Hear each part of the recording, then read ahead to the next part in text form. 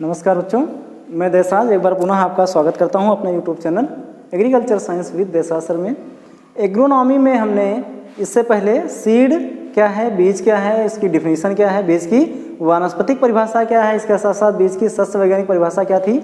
उसके बाद selection of seed in sowing या बुआई के समय बीज का चुनाव हम कब करते हैं या किस प्रकार के बीज का चुनाव करते हैं बुआई के समय, आदि चीज़ों के बारे में मैंने पहले आपको बताया हुआ है। आज के वीडियो में हम आपको बताएंगे कि सीड ट्रीटमेंट बिफोर सोविंग, जब हम बीज का चुनाव कर लेते हैं फील्ड में बुआई करने के लिए, तो उस सीड को हम बुआई से पहले उसका ट्रीटमेंट करते हैं, मीन्स उसका उपचार करते हैं, जिससे कि जब हम बीज की बुआई अपने खेत में करें तो खेत में लगने वाले कीट या रोग जो लगते होते हैं उनके चांसेस काफ़ी हद तक कम हो जाते हैं। जिससे क्योंकि अगर हम सीड का ट्रीटमेंट कर ले रहे हैं सोविंग से पहले या बिफोर सोविंग, तो हमारे फील्ड में जब भी हम सीड की सोविंग करेंगे तो उससे जो हमारी फसल पक कर के तैयार होगी या जो तैयार होगी उसमें इंसेक्ट और डिजीज़ लगने के चांसेस बहुत हद तक कम हो जाते हैं। तो आज के वीडियो में आपको बताएंगे कि सीड ट्रीटमेंट बिफोर सोविंग या बुआई से पहले बीजों का उपचार करना, या बुआई से पहले हम बीजों का उपचार कैसे करते हैं, किन किन दवाओं का प्रयोग करते हैं और क्यों करते हैं। ठीक,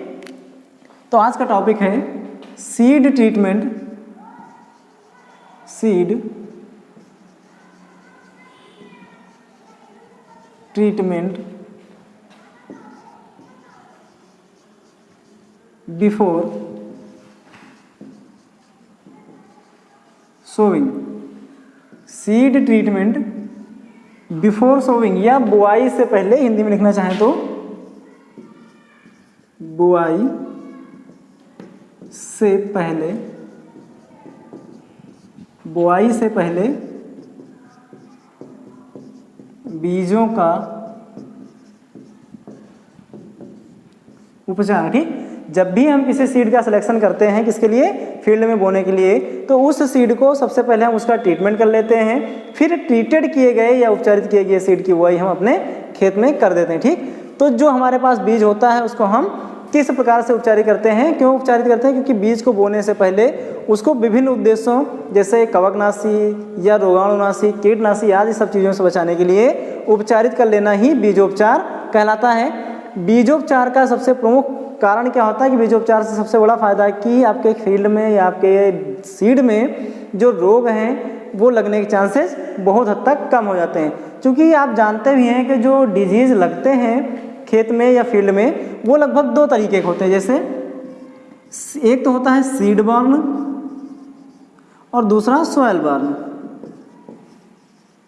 जो भी हमारी क्रॉप में रोग लगते हैं वो दो तरह से लगते हैं। एक तो सीड बॉर्न, सीड बॉर्न मतलब ऐसे डिजीज जो कि बीज के अंदर से ही उत्पन्न होते हैं या बीज से ही अगली क्रॉप में, हमारी क्रॉप में लग जाते हैं, उनको हम सीड बॉर्न डिजीज कहते हैं। दूसरा है सॉइल बॉर्न, या मिट्टी के द्वारा या मिट्टी में उनके फंगस पड़े हुए हैं और वो फंगस आपकी फसल पर काज कर जा रहे हैं, आपकी फसल को क्षति पहुंचा रहे हैं या आपकी फसल में रोग उत्पन्न कर रहे हैं, तो उनको हम सॉइल बॉर्न डिजीज कहते हैं। तो अगर हम फसल में चाहें कि हमारी फसल में रोग ना लगने पाए तो हम बीज को ट्रीटमेंट कर लें, साथ साथ अगर हम अपने खेत की मिट्टी को या नर्सरी की मिट्टी को ट्रीटेड कर लेते हैं, जिससे फिर हमारे खेत में रोग लगने के चांसेस या डिजीज लगने के चांसेस काफ़ी हद तक कम हो जाते हैं। ठीक, क्योंकि जो डिजीज है सीड बॉर्न और सॉइल बॉर्न नॉर्मली होते हैं, तो अगर आप सीड को ट्रीटमेंट कर ले रहे हैं या सीड का उपचार कर ले रहे हैं तो आपके खेत में रोग लगने के चांसेस काफ़ी हद तक कम हो जाते हैं। या आप अपनी मिट्टी को उपचारित कर लीजिए, तब भी आपके खेत में रोग लगने के चांसेस कम हो जा रहे हैं। ठीक, तो मैंने बताया कि जब बीज को हम खेत में बोने के लिए प्रयोग करते हैं तो बुआई से पहले ही हम बीजों को उपचार कर लेते हैं, जिससे हमारे खेत में विभिन्न प्रकार की बीमारियां,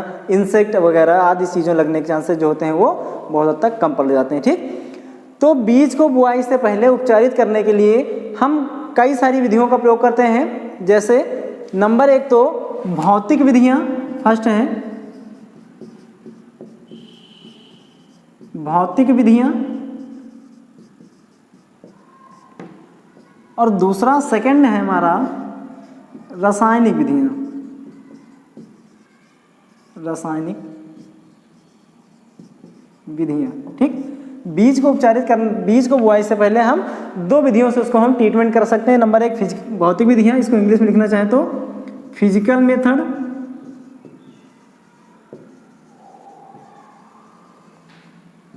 फिजिकल मेथड्स या भौतिक विधियां, दूसरा केमिकल मेथड्स,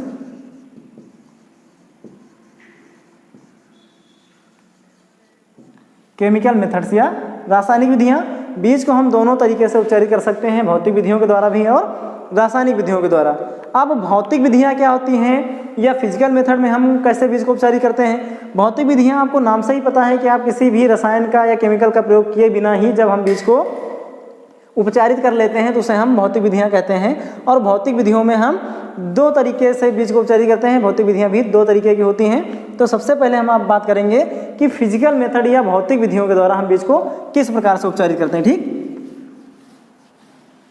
तो भौतिक विधियाँ या फिजिकल मेथड में जब हम बीज को भौतिक विधियों के द्वारा उपचारित करते हैं तो बीज को रोगाणुओं व कीटाणुओं से बचाने के लिए या बचाव होने के लिए हम निम्न भौतिक विधियों को प्रयोग करते हैं। कौन कौन सी भौतिक विधियाँ, जैसे नंबर 1 तो फर्स्ट गर्म पानी से उपचार। ठीक, ये भौतिक विधियों के अंतर्गत आता है। भौतिक विधियों में भी हम दो तरीके से सीड का ट्रीटमेंट कर लेते हैं। नंबर 1 तो गर्म पानी से उपचार, या इसको इंग्लिश में कहें तो कह सकते हैं hot water treatment. Hot water treatment, ठीक, गर्म पानी से उपचार। और दूसरा है, सेकेंड हमारा क्या है, पहला तो हो गया गर्म पानी से उपचार, दूसरा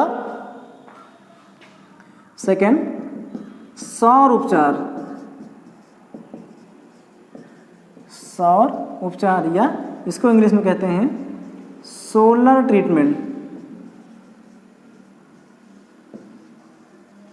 सोलर ट्रीटमेंट, ठीक। तो भौतिक विधियों में हम दो प्रकार से बीज का उपचार कर सकते हैं, एक तो हॉट वाटर ट्रीटमेंट, दूसरा सौर उपचार या solar treatment. Hot water treatment या गर्म पानी से उपचार कैसे करते हैं कि इस विधि में बीजों को किसी निश्चित तापक्रम पर निश्चित समय के लिए रख करके फिर क्या करते हैं, पानी से बाहर निकाल लेते हैं। ठीक, इस विधि में या हॉट वाटर ट्रीटमेंट में हम क्या करते हैं गर्म पानी से उपचार करने में कि इस विधि में जो बीज हमको उपचारित करना होता है उसको निश्चित समय के लिए निश्चित तापक्रम पर गर्म पानी में रखते हैं और फिर निश्चित समय के बाद उसको हम बाहर निकाल लेते हैं, जिससे कि क्या होता है कि जो हमारा सीड होता है उसके अंदर जिस भी फंगस के स्पोर जो स्पोर हैं अंदर वो सारे जो होते हैं वो डेड हो जाते हैं, नष्ट हो जाते हैं। फिर उसको हम छाया में सुखा लेते हैं और उसके बाद हम उसका प्रयोग सोविंग के लिए करते हैं। इसको हम हॉट वाटर ट्रीटमेंट या गर्म पानी से उपचार करना कहते हैं। ठीक, हॉट वाटर ट्रीटमेंट के लिए अलग अलग पानी का टेम्परेचर रखते हैं, अलग अलग सीड के लिए, और अलग अलग उसका समय भी निर्धारित करते हैं। जैसे गेहूं है, गेहूं को हमको उपचारित करना है तो लगभग 54 डिग्री सेल्सियस टेम्परेचर पर 54 डिग्री सेल्सियस टेम्परेचर पर 10 मिनट के लिए अगर हम गेहूं को उपचारित कर ले रहे हैं तो गेहूं में जो लूज स्मट लगता है या अनावृत कंडुआ रोग लगता है उसके फंगस नष्ट हो जाते हैं और अनावृत कंडुआ रोग लगने के चांसेस भी कम हो जाते हैं। ठीक, इसके अलावा जौ है, जौ को 54 डिग्री सेल्सियस टेम्परेचर पर 13 मिनट के लिए अगर हम आप उपचारित कर ले रहे हैं गर्म पानी से तो उसमें भी लूज स्मट है, बंट है, ये सारे रोग लगने के चांसेस कम हो जाते हैं। तो इस प्रकार अलग अलग सीड के लिए अलग अलग टेम्परेचर होता है और अलग अलग टाइमिंग होती है उसकी कि कितने टेम्परेचर पर कितने समय के लिए कौन सा सीड को हम गर्म पानी से उपचारित कर लेते हैं। अलग अलग समय के लिए अलग अलग सीड का हम गर्म पानी से ट्रीटमेंट कर लेते हैं, जिससे कि हमारे खेत में लगने वाले डिजीज या रोगों का चांसेस कम हो जाता है। ठीक, तो ये हो गया फर्स्ट हमारा गर्म पानी से उपचार या हॉट वाटर ट्रीटमेंट। दूसरा भौतिक विधियों में क्या है, सेकंड है हमारा सौर उपचार या सोलर ट्रीटमेंट। तो सौर उपचार या सोलर ट्रीटमेंट में क्या करते हैं कि हम इसमें सीधे सीड को सोलर एनर्जी या सूर्य के प्रकाश के संबंध में लाते हैं या सूर्य के प्रकाश के संपर्क में लाते हैं, जिससे क्या होता है कि जैसे अगर हम बात करें अप्रैल मई के महीने में जिस समय धूप बहुत तेज़ से होती है, बहुत तेज़ धूप होती है, उस समय टेम्परेचर भी लगभग 40 से 45 डिग्री सेल्सियस के समथिंग होता है। उस समय हम क्या करेंगे कि सीड को बाहर धूप में लगभग 7 से 8 घंटे के लिए, 6 से 7 घंटे के लिए 40 से 45 डिग्री सेल्सियस पर फैला करके सुखा लेते हैं, जिससे कि जो भी हमारे सीड के अंदर जो भी फंगस होंगे,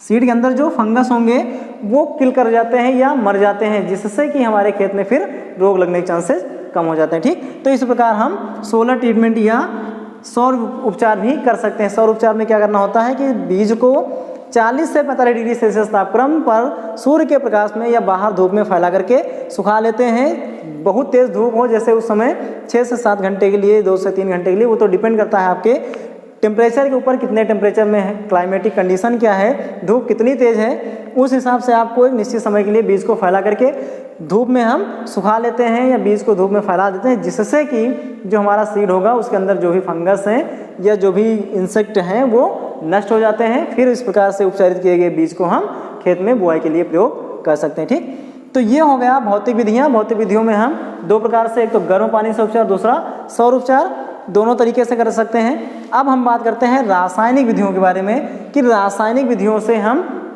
बीज को कितने प्रकार से उपचारित कर लेते हैं या रासायनिक विधियों से बीज को हम किस हिसाब से उपचारित करते हैं। ठीक, अब हम बात करते हैं रासायनिक विधि द्वारा बीजों का उपचार। सेकंड हमारा क्या था, रासायनिक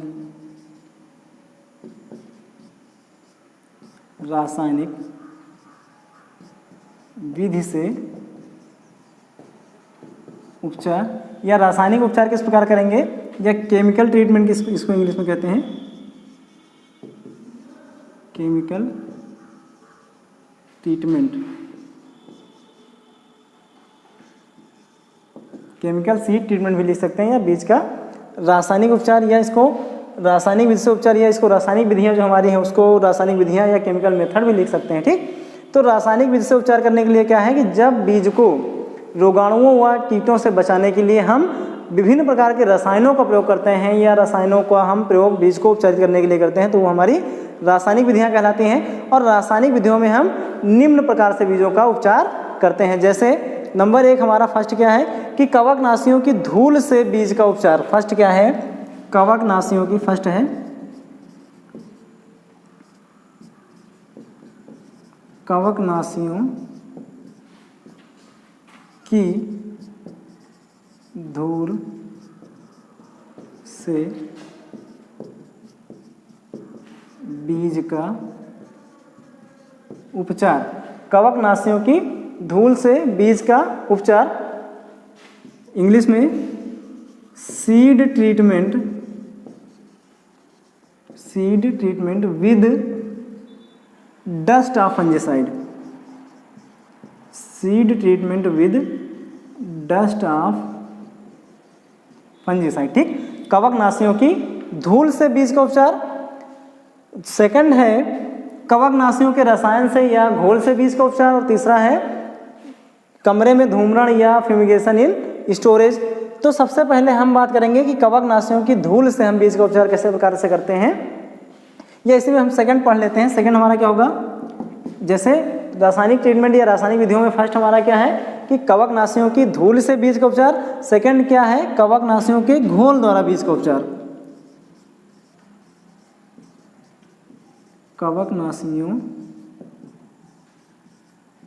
के घोल द्वारा बीज का उपचार, बीज का उपचार। ठीक, कवकनाशियों के घोल द्वारा बीज का उपचार, या इंग्लिश में इसको लिख सकते हैं seed treatment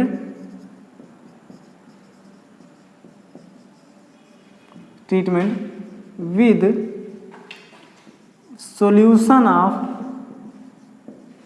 seed treatment with solution of fungicide. ठीक, seed treatment with solution of fungicide. इसके अलावा हम कमरे में धूम्रण भी कर सकते हैं, या थर्ड जिसको लिख सकते हैं कमरे में धूम्रण, या इसको इंग्लिश में फ्यूमिगेशन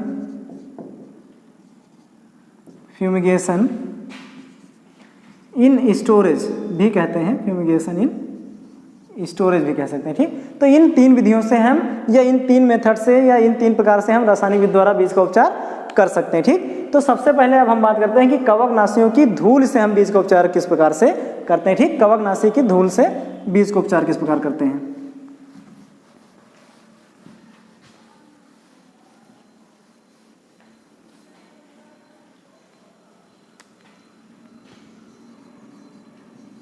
ठीक, तो फर्स्ट हमारा कि कवकनाशियों के धूल से बीज का उपचार।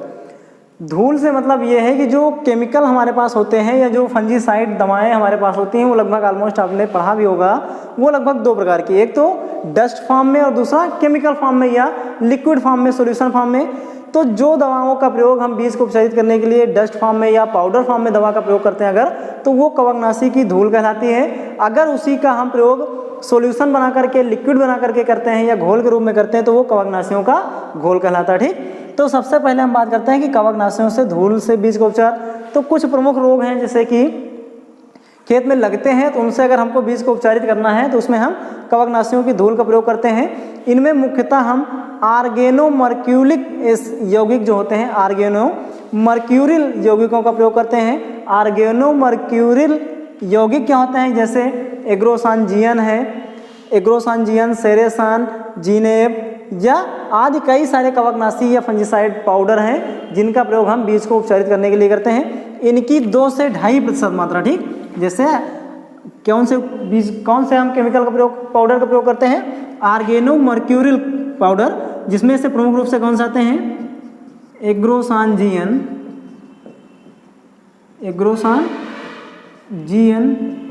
कामा सेरेसान, एग्रोसानजियन कामा सेरेसान, या और भी कई सारे आते हैं जिनका प्रयोग हम बीज को उपचारित करने के लिए करते हैं। इन पाउडर की 2.5 से 3% मात्रा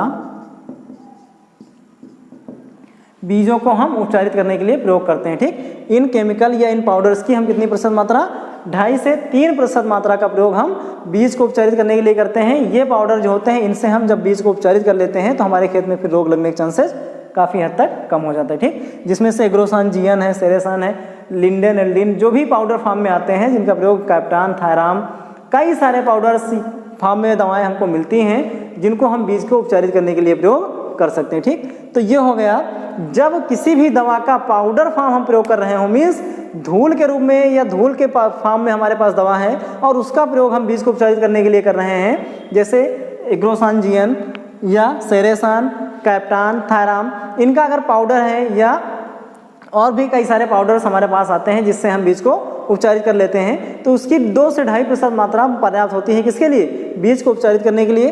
फिर उस दवा के द्वारा जब हम बीज को ट्रीटेड कर लेते हैं या उपचारित कर लेते हैं या पाउडर फॉर्म में ही दवा को हम बीज को उपचारित करने के लिए प्रयोग कर लेते हैं, तो वो कवकनाशियों की धूल द्वारा बीज का उपचार कहलाता है। सेकेंड हमारा क्या था, इसी में सेकेंड था कि कवकनाशियों के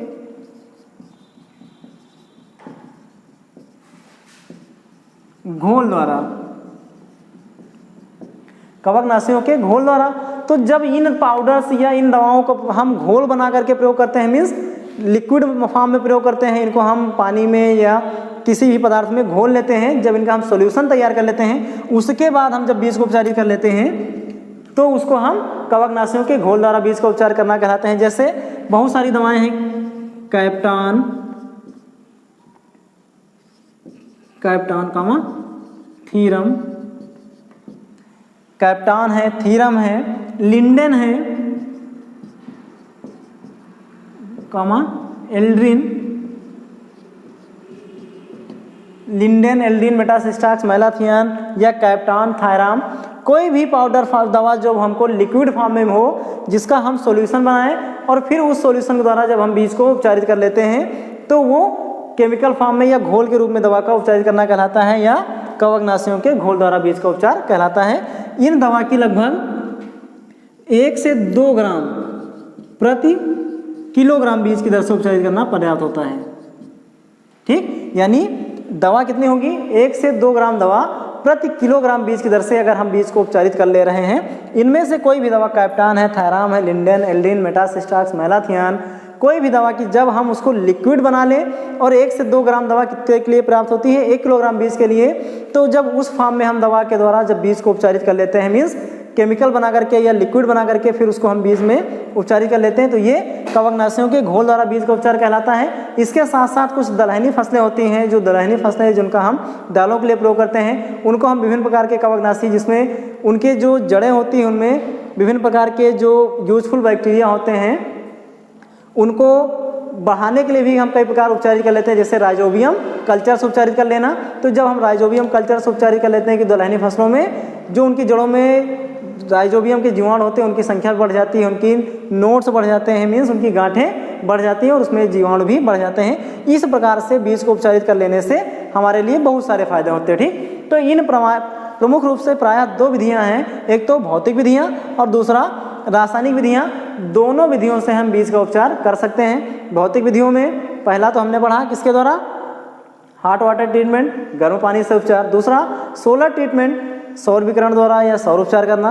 दूसरा हमने पढ़ा कि जब कवकनाशी या घोल का या दवाओं का प्रयोग या केमिकल मेथड में हमने दो पढ़े, एक तो कवकनाशियों के धूल से बीज का उपचार और दूसरा कवकनाशियों के घोल द्वारा बीज का उपचार। धूल मीन्स जब हम पाउडर फॉर्म में दवाओं का प्रयोग करते हैं, और घोल मतलब जब हम दवा का प्रयोग लिक्विड बना करके करते हैं या घोल फॉर्म में दवा का प्रयोग करते हैं। दोनों प्रकार से हम बीज का उपचार कर लेते हैं। ठीक, इसके अलावा एक स्टोरेज में या जब हम कभी सीड को किसी कमरे में या कहीं भी स्टोर करते हैं या बीज को रखते हैं, तो उसमें भी हम कई प्रकार के पाउडर्स का या केमिकल दवाओं का प्रयोग करते हैं स्टोरेज में रखने से पहले बीज को रखने के लिए, जिससे उसमें कई सारे इंसेक्ट या स्टोर रूम में जो भी इंसेक्ट हैं या कीट हैं या जो भी जीव जंतु हैं उनको नुकसान ना पहुंचा पाएँ, इसके लिए भी हम कई सारे फंजीसाइड या दवाओं का प्रयोग करते हैं। तो उसको हम स्टोरेज इन फ्यूमिगेशन इन स्टोरेज कह सकते हैं या कमरे में धूम्रण भी कह सकते हैं। ठीक, तो प्राय ये कई सारे मेथड हैं जो आप लोगों ने पढ़े।